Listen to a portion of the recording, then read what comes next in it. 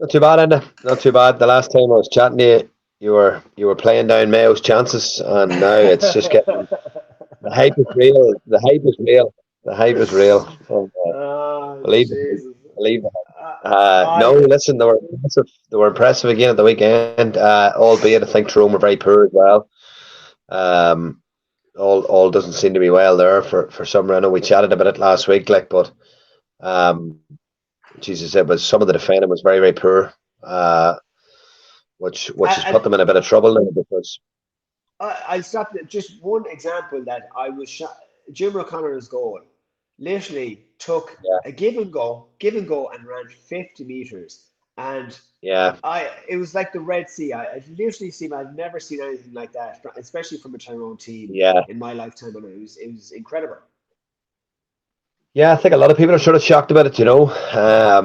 A lot of people are sort of shocked at how open they are. I've said before, I think a couple of weeks ago, I said to you, I think Tyrone are the sort of team that sort of need a bit of a cause. They need a siege mentality, circle the wagons type excuse. And like to be fair, you know.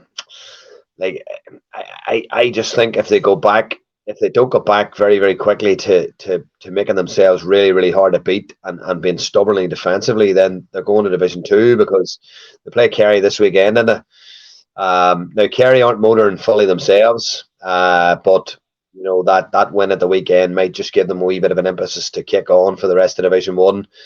They'll want to get their house in order after the debacle against Mayo as well. But look, I don't think we can take anything away from the fact that Mayo's playing good stuff. They're playing really, really good stuff. They've got a bit of energy behind them. They'll always have, as you know, that crowd behind them as well.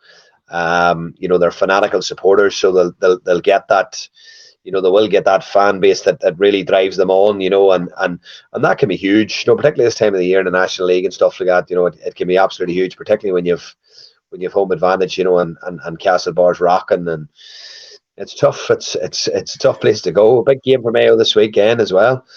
You know. The one thing I will say with Mayo is like the one not the concern, but basically that's without, I suppose, minus Tommy Conroy who come on the last day, and Killian O'Connor being the impact off the bench. Mayo, that's probably Mayo's strongest team throughout the start of that league. So that's only my one concern in terms of they are absolutely mortaring, they're flying. Um, but there isn't where you see other teams where chopping and changing a lot in terms of trying to, I Mm. suppose, build our squad a bit more in terms of their 3 or 4 coming in and out. That's pretty much been a settled team now. Obviously, look at they're trying to maybe the fullbacks Mayo, McBreen and Brickerton seem to be swapping jerseys there every second game. But like, by the way, I do like McBreen. I think he's going to be an absolutely fantastic fullback. Mm. But I look. I agree with you. I agree with you, Stephen. I think. They're, as you said, a new management team coming in. They seem energized or re-energized. They're kicking. Yeah. They have a good balance between the running game and the kicking game. Even my own club mate in Hessian, two kind of two darts forwards. I love the way they kind of give and go in terms of changing the angle of attack and taking emphasis off the ball carrier where they gave it that little 5 yard hand pass. I just don't think a lot of people talked about that. We say in the last few days how important that is to change that angle of attack and to take the emphasis off the guy on the ball basically. Yeah, Enda to be a slight player, so he's quite smart. He doesn't want to bring the ball into contact. And like that little 10 yard hand pass to Ryan O'Donoghue it brings it back to him, and the composure then in terms of the goal, the finish for the goal was brilliant, especially from a guy of such a young age. Like, and even the dart he made for Ado's goal as well. Again, it was a give and go ball. Like, so it's look, there's a lot of good stuff. Like, I'm not, as I said to you at the start, I'm not going to crack open the champagne just yet, but look at it. It's look, Kerry were motoring well last year. You made a very good point as well. We'll say because it's such a shortened season, you have to be motoring well. You have to be, 6 months. As you said, if you have a bad league, I tell you what, it would take some mind games for the manager to tell a squad you're flying here, you're going in the right direction if you have a poor league, especially with a championship game 2 weeks time or a week's time after that. No, here I agree, and listen, and I don't see you talked about sort of Mayo getting in with a bit of a settled team, and maybe not rotating their squad as much as other teams, but I don't see that as a bad thing. Like, you've got 6, 7 games in the National League to get your squad up to match fitness. You probably won't have time for challenge games. You're straight into the championship after the league final. Someone said to me today, "Oh, Mayo might not want to be in a league final." Absolutely, like winning is a habit, and if you get into that winning mentality and that winning habit, and that momentum, like I've been around squads where you've had that, as a coach, you've had that energy. You come to training, players are energized. They've come off the back of a nice win in the National League. You know, there's a bit of a feel good factor. And I've also been in the camp where you're coming in with a couple of defeats and it's hard to lift things, and you're trying different things, and you're hoping, and you're hoping that it works. You're sort of nearly in the situation where let's try him here and let's try this here and let's see if we can sort of tweak a few things here. But if you're winning and all you're simply doing is just, facilitating a coaching environment, and players are coming buzzing, and everybody's chomping, and those boys that are on the edges of it, those boys that are in the periphery, they're the boys that are driving the thing on as well, because they want a piece of it, and I'm sure with the science that there is now, the sports science and the S&C men and the coaches that are involved, and I think Mayo's backroom team is nearly as big as their playing squad at this stage. Like, but with the amount of coaches that they have, and the amount of personnel they have there, the boys that aren't playing, they'll be well fit. Like, they'll be fit and flying and ready to motor, if needed, but it's like anything. Like, it's like winning becomes a habit. Momentum's a great thing. Like, take for example even the soccer. Like, I'm a big Manchester United fan. Like, and you've seen the energy they got from the Barcelona victory. Like, they didn't play well on Sunday. They didn't play well, Yeah. but they went into the game believing they were going to win it. And that's a huge thing. That's a huge thing. And I think at the minute Mayo just feel, just without getting hysterical. I don't want to get hysterical and carried away, but there's nearly a wee bit of an invincibility feeling around them, where they think, we fear no one now. And I would say they're looking through one eye at Kerry, thinking, Jesus, Kerry's not going overly well. I would definitely say they're looking up the road to Dublin, thinking, hey, what's going on up there? So, like, that's not just going to come together overnight for Desi as well, because they have a massive, massive game this weekend. A massive game this weekend, and having watched Derry at the weekend, I think Dublin will have their hands absolutely full at the weekend. Absolutely full. Yeah, no, I can't wait for that game, to be honest. In the Yeah. Now I will say the case with Dublin, they are chopping and changing now. They're Yeah, they bringing are. four or five lads into the team every week. They see probably Division 2 as a good place to blood the young lads Yeah. coming, or whatever's coming through there. But obviously scraping over the line against Clare isn't. I don't want to be disrespectful to Clare here, like, but obviously, look at, if you're wanting to be contenders for the All Ireland, it's, look at, it is only late February.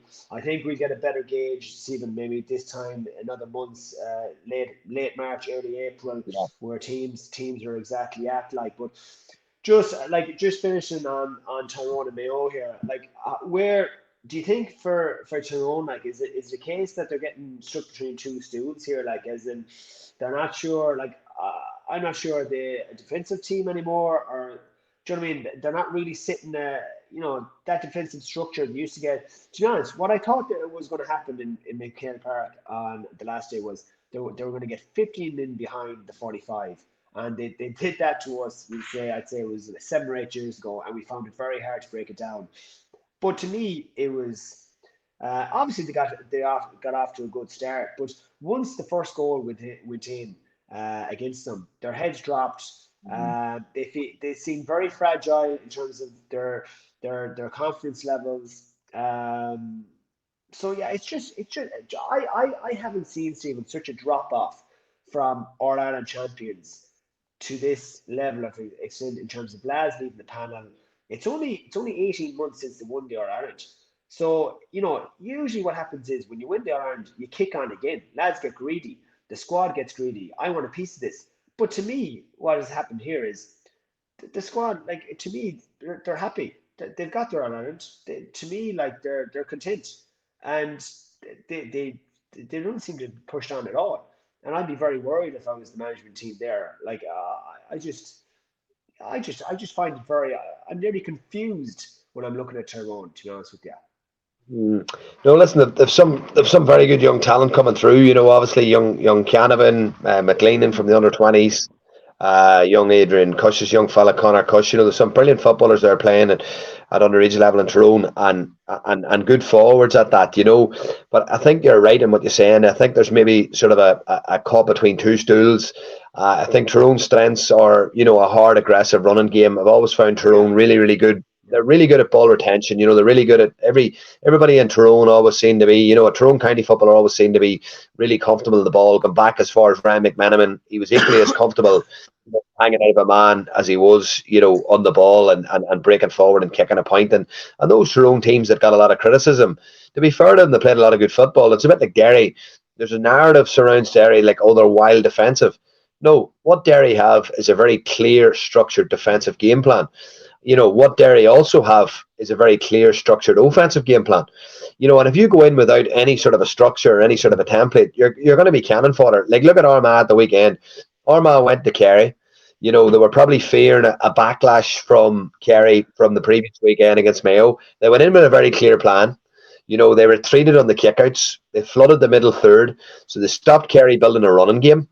And from flooding the middle third, then they gradually developed into a sort of a deep line defensive system, which stifled the space for Shawnee O'Shea, David Clifford, the inside forward line of Kerry. So yeah, Armagh went with a very clear, defiant game plan. Armagh didn't go there to keep the score down. Armagh went yeah. there to give themselves an opportunity to win the game. So to give yourself an Yes, opportunity to win the game, you need to be in the game. So what yes, Tyrone did is they reached in a 5-1 lead. That was a perfect time to actually say, right, let's drop off a few kickouts. Let's get ourselves set up in a really, really good rigid defensive system. And let's frustrate Mayo for 10, 15 minutes here. And if we can pick yeah, off 2 or 3 points in the break and go in 7-3, 7-4, or 8-5 up at half time, perfect. We're in a brilliant position in the second half. Mayo have to come out. The game will be stretched. And then you can express yourself through a kicking game or an offensive game, and you can open up a wee bit as the game gets stretched. But if you're open from minute one, you're just constantly, you're giving yourself an awful platform to really, to really chase from. And then I think that's a big problem in Toronto at the minute, that they probably don't have, that really aggressive defensive template that they've had in the past. And that's something that Toronto have always prided themselves on. It's something that they've built their success on. And looking at it, I'm going to be honest with you here now, regardless of what anybody says, Mayo have become very good at it. Mayo have become very good at it. Roscommon in the first 3 or 4 games of the National League, Roscommon have one of the best defensive records in Division 1. They've been organised, they've been hard to beat, but they've given themselves opportunities to win. And that's the key thing. And no matter what anyone says, whether it's Dublin, Mayo, Kerry, Tyrone, it doesn't matter what the frick you say, whoever wins the All Ireland this year will have a really strong defensive game plan. That's the bottom line. Regardless of what we feel, yes, you have to kick the ball. Yes, you need good forwards. But if you don't have that defensive structure, aka Paddy Tally coming into Kerry last year, Paddy Tally was brought into Kerry for one earn and one earn only. Make us harder to beat. Make us harder to score against. Make us harder to score goals against. And that's the reality. Kerry realised, look, for us to win an All Ireland here, yeah, we've got the forward part, but we have to find a balance. There has to be a balance, and that's the key. And I suppose it's like anything in life, just trying to find that little bit of balance between not being too defensive, but having that defensive structure and template to fall back on when needed.